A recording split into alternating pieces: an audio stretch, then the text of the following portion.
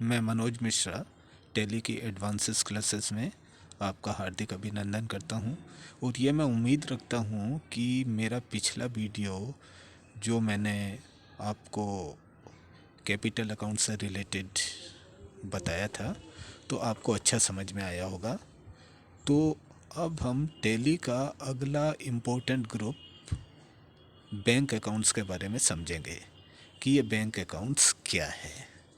तो bank account को समझने से पहले एक मैं छोटी सी बात अगेन आपको रिपीट करवाना चाहूँगा। Just have a look. जैसा कि मैंने आपको पिछली क्लास में बताया था कि बिजनेसमैन और बिजनेस दोनों अलग अलग होते हैं। तो बिजनेसमैन बिजनेस के थ्रू अपने सभी कार्य करता है। तो बिजनेसमैन ने एक छोटा सा लॉजिक लगाया। उसने बिजनेस को कहा कि मैं आपको सारी एसेट साइड प्रोवाइड करता हूँ। इसका मतलब बिजनेस में जितने भी खर्चे या जितने भी एक्सपेंसेस होंगे उनकी जिम्मेदारी आपकी रहेगी, और जितनी भी लायबिलिटी अर्थात बिजनेस के जितने भी दायित्व, जितने भी कर्जे और जितनी भी इनकम होगी उन सब की जिम्मेदारी मैं निभाऊंगा।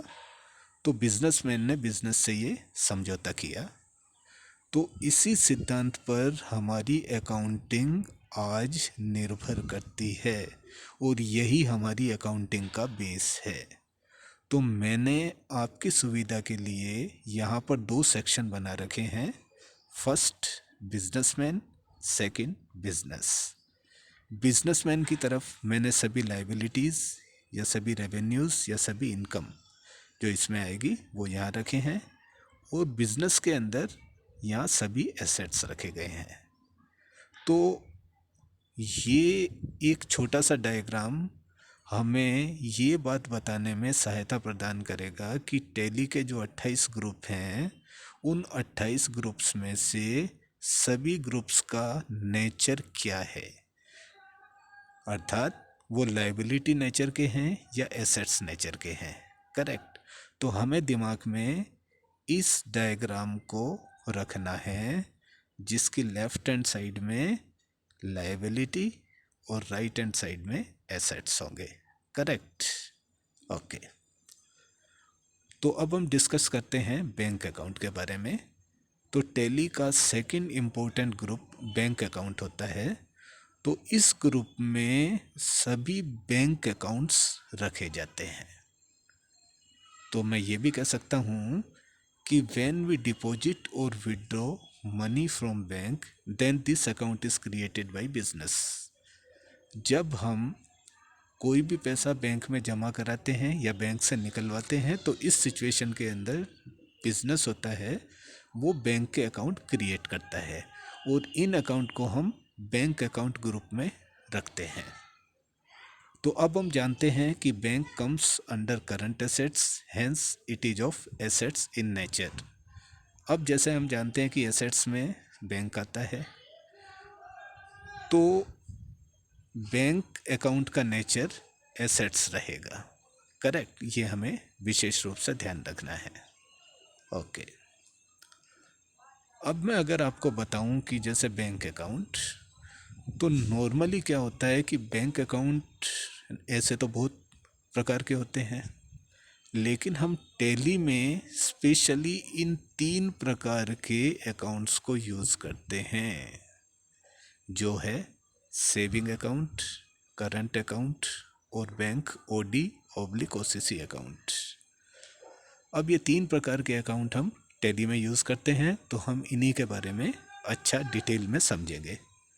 तो मैं सबसे पहले आपको बताऊंगा कि सेविंग अकाउंट क्या है, और इन टर्न मैं आपको करंट अकाउंट भी बताऊंगा, और दोनों के बीच में हम डिफरेंस भी मालूम करेंगे कि इनके बीच में डिफरेंस क्या क्या है। तो सबसे पहले हम देखते हैं सेविंग अकाउंट। तो saving account is opened by owner's name. तो सेविंग अकाउंट किसी भी व्यक्ति या फर्म का जो मालिक होता है उसके नाम से खुलता है, और इसी के अपोजिट अगर हम देखते हैं कि current account is opened by company और firm name, current account company के नाम से या फर्म के नाम से खुलता है, राइट। अब सेविंग अकाउंट में पैसे को निकलवाने की एक लिमिट होती है, तो we can say it has limit of withdrawal. लेकिन करंट अकाउंट में it has no limit of withdrawals, इसमें ऐसी कोई लिमिट नहीं होती।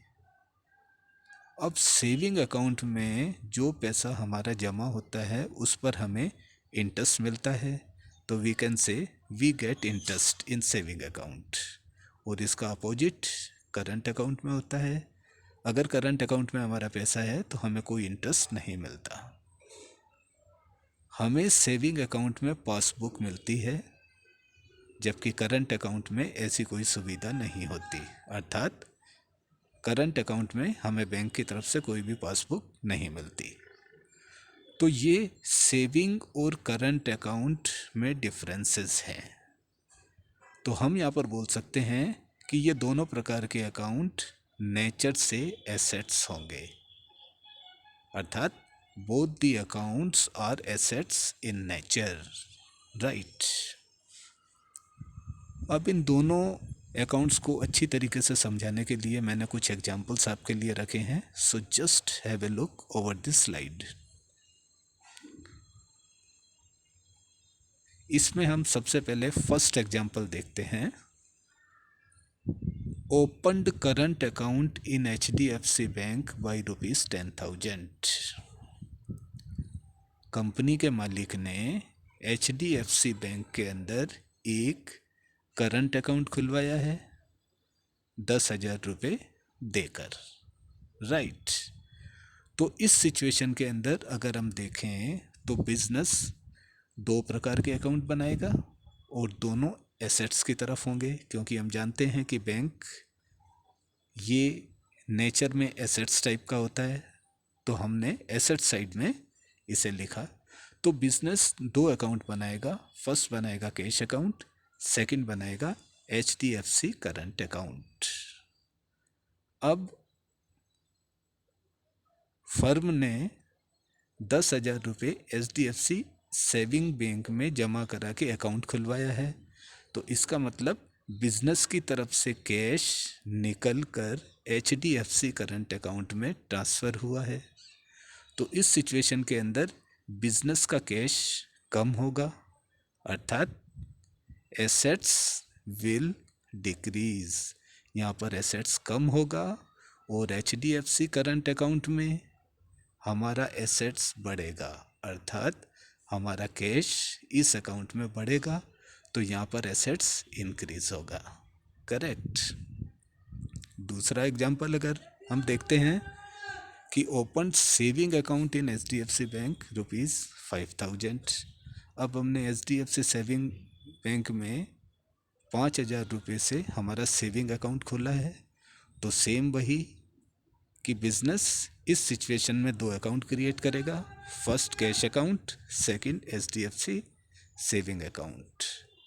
अब बिजनेस से कैश निकल कर HDFC सेविंग अकाउंट में जा रहा है, तो इस सिचुएशन के अंदर यहाँ हमारा एसेट्स डिक्रीज होगा और HDFC सेविंग अकाउंट में जब हमारा पैसा जाएगा तो यहाँ एसेट्स इंक्रीज होगा, अर्थात एसेट्स यहाँ पर बढ़ेगा, राइट।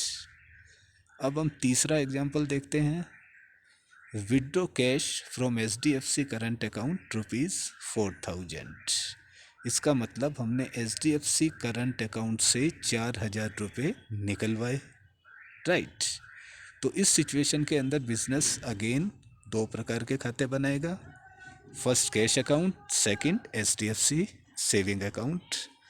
तो अब यहाँ पर क्या हो रहा है, सेविंग अकाउंट से पैसा निकलकर कैश अकाउंट में जा रहा है, तो HDFC सेविंग अकाउंट में हमारा पैसा कम होगा, तो यहाँ पर एसेट्स डिक्रीज होगा, करेक्ट। यहाँ पर एसेट्स डिक्रीज होगा और कैश अकाउंट में हमारा पैसा आ रहा है, तो इस सिचुएशन के अंदर हमारा कैश बढ़ेगा, अर्थात एसेट्स विल इंक्रीज, यहाँ पर एसेट्स बढ़ेगा। राइट। तो मैं उम्मीद करूँगा कि ये मेरा छोटा सा प्रयास रिगार्डिंग बैंक अकाउंट आपको पसंद आया होगा। और मेरा आपसे ये अनुरोध है कि मेरे सभी वीडियो को थोड़ा ध्यान से पढ़िए, और I assure you, you will be an expert with in a short period of time, right? So just wait for my next coming video. Till then, bye.